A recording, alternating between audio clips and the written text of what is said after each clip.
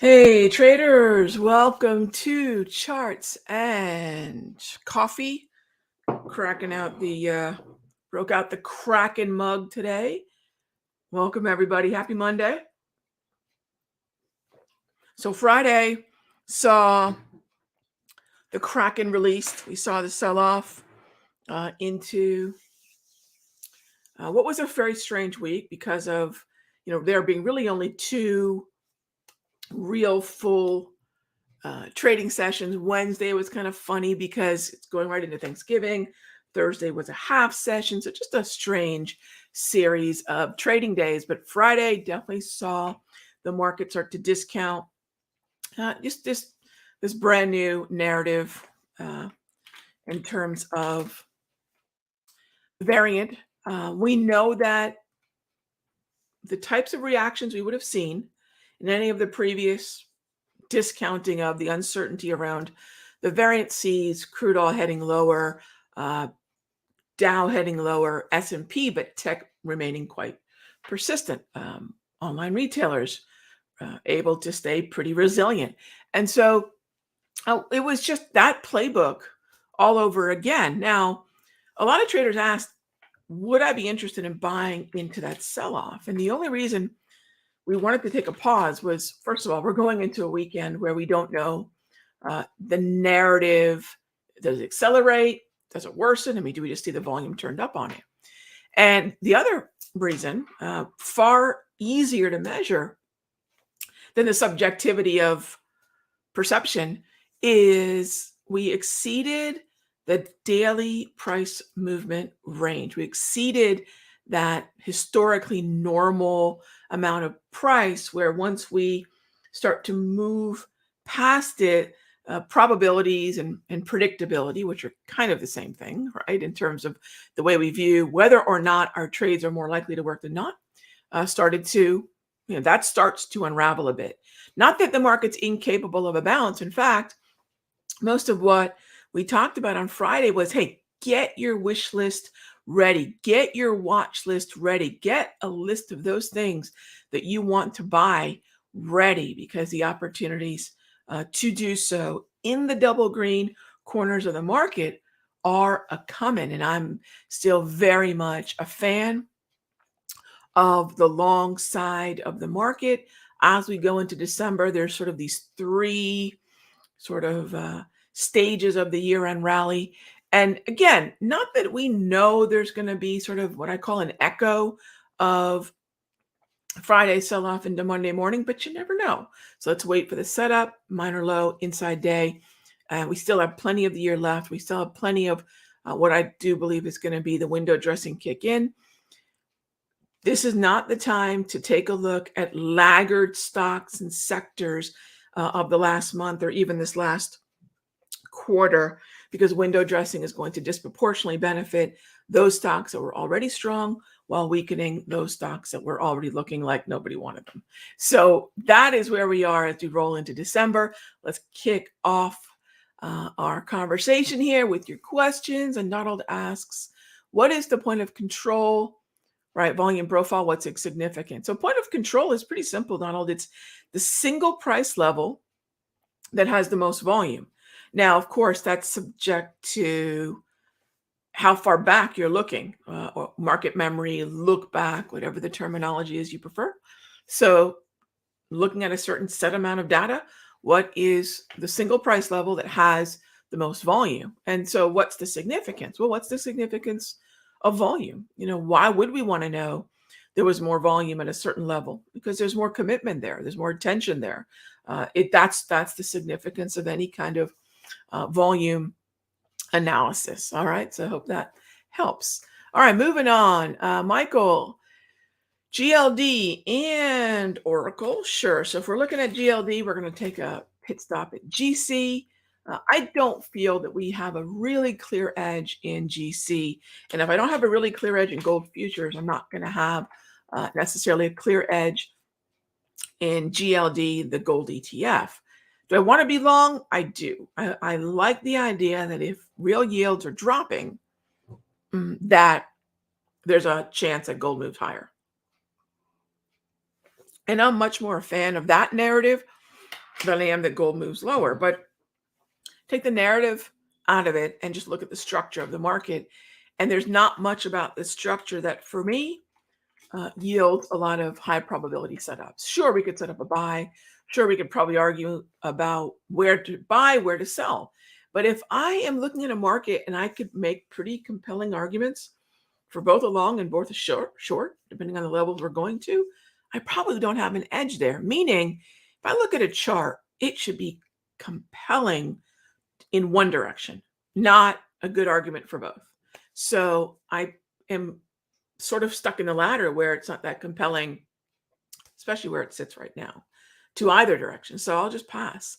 It can stay on the watch list, but I'm not really in a hurry on the daily time frame, anyways, to do anything with gold. Oracle. So this is where relative performance is such a key part of what I do, especially as a stock and ETF trader. So Sector Secrets is all about how do we look at the indices? How do we look at the ETF and do top-down analysis to understand why certain stocks are moving the way they are? And it's not that top-down is better than bottom-up. I'm not in any interest in, I don't want to belittle someone else's approach. It's just not my approach. So I look at top-down because the way in which ETFs have become very, very influential over the stocks that are weighted within them is something that is, really undeniable. So why not use that to our advantage? All right, what does this have to do with Oracle? Well, we know that Oracle is weighted within certain indices and ETFs, and it's not really a leader. It's not really even matching up the clarity in the indices and ETFs that it's in. So it's actually a laggard, or it's not in sync with what we're seeing in terms of the broader group, right? The sector, the index that it's a part of.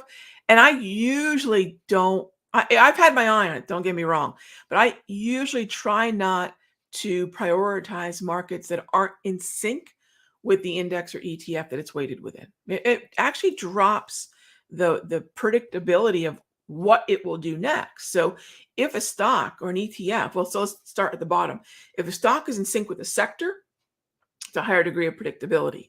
If the stock and the sector are in sync with the index, higher degree of predictability, because it's a tide and boats conversation. I don't want my boat to have to do something where it's fighting the tide. All right, that the boat is the stock or the smaller thing, and then the tide is that larger group. It could be the sector, it could be the index. So I would probably just sort of watch for a bit and then see if it sort of starts to move with the rest of the group. As far as crude oil goes, when we sold off and hit the 200, it was so tempting to say, what the heck, let's just fade this 200. But again, it's not a matter of was there a buy. I don't want to short it. So that's an easy determination. Most of these markets, the indices, most of the sectors, not all of them, energies like crude, oil stocks, I do want to buy them. But again, for me, I've been getting a lot of questions about when we're in chop, do we want to buy into the bearish momentum? That's quote unquote a fade, right? Do I want to buy into that bearish momentum? But once that bearish momentum exceeds the price movement range of historical volatility, I'm going to have to wait. Are there times where on Friday into the close, traders might have gone ahead and faded that bearish momentum? Sure, but it's really a coin flip, and it's actually very difficult to manage risk because one, it's the weekend, and two, you're basically susceptible to whatever happens Sunday. And then Monday, and if it's a stock or ETF or option on a stock or ETF, you're then waiting for 9:30 to do anything. And by then, everybody knows whether they're on the right side of the trade or whether they're on the wrong side of the trade. So I think it's harder to control risk. Not that there's not an opportunity to make money. That's not what necessarily good trading is. Good trading is there's an opportunity to make money and I can control risk. And for me, that latter just wasn't there. But was it, are we gearing up for a buy? Oh gosh, yes. Again, there was no utterance of shorting that for me. And frankly, there weren't really a lot of setups as far as I was concerned in front of that sell-off. That was a sell-off that was really triggered by news. I think a lot of traders wanted to see the market pull back, so they didn't need much of a nudge. And then that variant was all the reason, really, that a lot of traders who just had a very itchy, they had a scratch to itch, as they say. And it was, hey, we want to see this market head lower. They got a reason. And you saw what happened Friday. Natty gas. So natty gas shot up. And I've been talking about the fact that when you have a market in chop, and that's always our first job as traders, are we dealing with a chop or are we dealing with a trend? This is chop. And I've been telling everyone here, and if you missed it before, anyone out there, if you missed it before, listen to me now, believe me later, this works really well. And natty gas is making me look probably a whole lot smarter than I really am. Okay. You got a choppy market.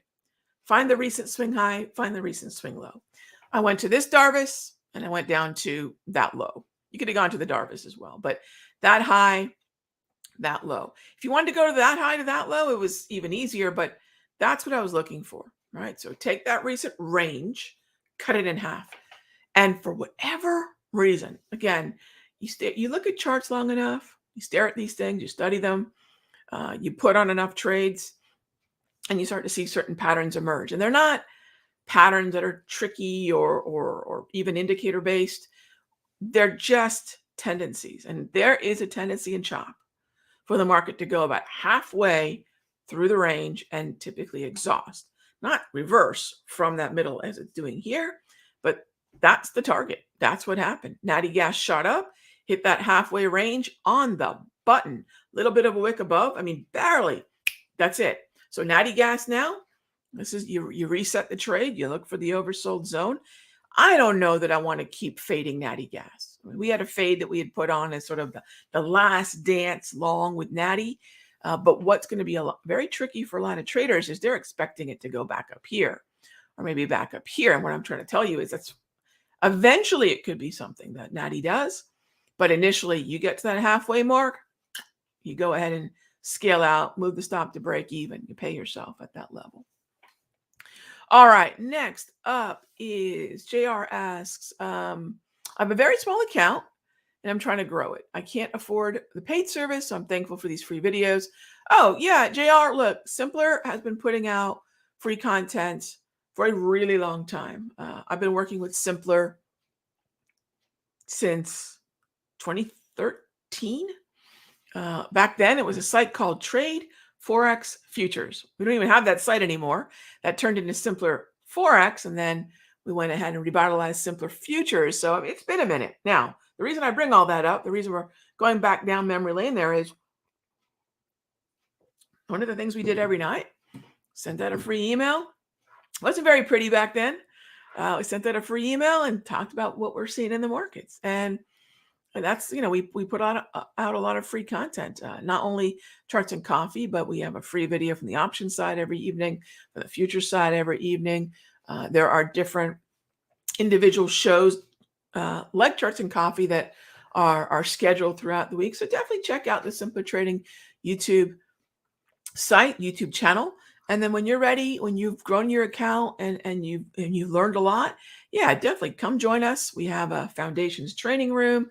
We have learning centers in the masteries as well as the main room. So for sure, and congrats for being prudent and taking your time to build your account and educate yourself in the meanwhile. I mean, that's I think what we all did once upon a time. So looking forward to seeing you on the inside at some point. All right, so UNG, same breakdown as natty gas. So if I talk about NG, we're talking about UNG. If we talk about GC, GLD, so same idea there. Hit that midway point on Friday. What is my take on XLRE or BAT? Two very different two very different markets, but yeah, let's take a look. So XLRE, I've been looking at XLRE, VNQ, ITB, XHB for quite a few weeks now, and I see a pullback like this and a double green. That's a buy. Now, do I want to buy XLRE broadly? Is are the options liquid for this particular ETF?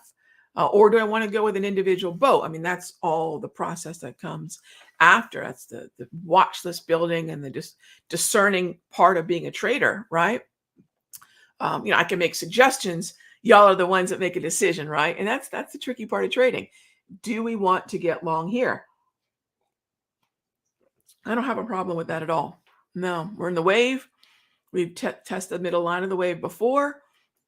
It's a viable market. The only thing that I would say, what I would suggest, is look to see if you have maybe a relative outperformer inside that group called XLRE. Remember, indices, ETFs, they're usually a collection of stocks. Sometimes there's a cash component, sometimes there's some sort of bond component, but for the most part, they're a collection of stocks. So we can look at that collection of stocks, understand the weighting, and decide if there is a relative outperformer within that group that looks better. Sometimes the boats can look better than the tide. So that's just part of the process. We want to make sure becomes a really good habit. Do our homework, right? BAT, same thing, although BAT's going to open outside of the wave, but that was a similar thing, a gap down into the wave, double green. Kind of tricky because I don't know that I want to take a shot at getting stuck in another gap. But BAT looked good on Friday. It's outside the wave today, so there's no opportunity for BAT for me. Although BAT is a really good reminder that there's two ways to look at a trend, and not one is right and one is wrong. It's which do you like?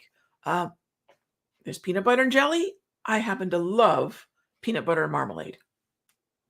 I don't know what that is. Peanut butter and orange marmalade is fantastic to me. All right, so back to the weird sandwich narrative. There is buy the dip and there is buy the bounce. So again, doesn't matter.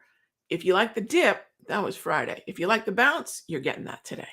Either way, it's a buy, right? We talk about being very clear about direction. It's definitely a buy. PayPal and V. Well, PayPal is easy. It's a short the rip.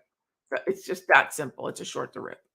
And then Visa, very simple. So interesting, Jose, two double red downtrends. And for those of you, and look, I'm not saying it's right or wrong. I'm just not playing the short side of the market when I've got so many of the broader sectors and I've got the three main indices. Look, Russell, no offense to Russell traders, that's not a main index to me. Is it a tradable index? Of course, but we measure what's going on with the economy in a broad way, in the most mainstream way. It's not the stocks in the Russell. And of course, the Russell is so different than the other three because it's not a high concentration weighted sector. So why do I bring up the Russell here? It's not doing things like the others. Same thing with PayPal, same thing with Visa. It's not doing things like the others. However, if you are looking to add symbols to your watch list and to your book of trades that are short, so you're not just long, which frankly I am right now for the most part. But if you're looking to add some shorts to your book, then double reds are the place to go. So really great, two great symbols about potential shorts. Yeah, for sure. All right. AT&T, sure. All right. Same thing. And air conditioned gypsy. And this goes back to IYZ. This goes back to XLC. This goes back to those telecommunication stocks, really just dragging this XLC lower. XLC is having to fight this. Let's zoom in a bit. And a lot of the stocks within the IYZ are just double red downtrends. And that's what's to a large degree pulling on XLC as well. And T just happens to be one of those stocks. T, BZ, Comcast, there's so many of them in that IYZ ETF that are just double red, very weak. URA. I like uranium. However, Michael, we were playing uranium in the mastery, and it's been very good to us on and off throughout 2021. But most recently, we started looking at CCJ. They're not that different where uranium goes, CCJ follows. But I like the structure here. They're both very inexpensive names. Look at URA, but also I would say look at uranium as well. On average, how long am I in swing trades and sector secrets? So usually the way that the sector secrets trades are going to play out is, first of all, they're always daily time frame setups, although 2-3 days a week, we do some day trading live in the room. And then we have the daily time frame. So I do some day trading because that's part of my day.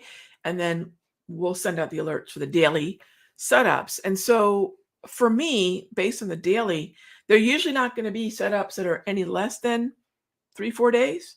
And depending upon the time to expiry and the distance to the target, they could be upwards of 3 to 4 weeks. Some we have even longer, because if they just keep right on going and we have time to expiry, KRE kept going for us for a really long time. We've had situations where we just have trades that are the gift that keep on giving, and we don't have theta decay to have to contend with. So, really 3 to 4 days to 3 to 4 weeks is really, overnight for sure. Overnight for sure. Yeah, grape jelly and peanut butter. That works. That works. That does work. All right, everybody. That's it for Charts and Coffee today. Thank you as always for joining us. We have recent Charts and Coffee playbacks over in the Simple Trading YouTube channel. And as always, thank you for joining us. And I'll see you all tomorrow. Same time, same station. Be good to each other.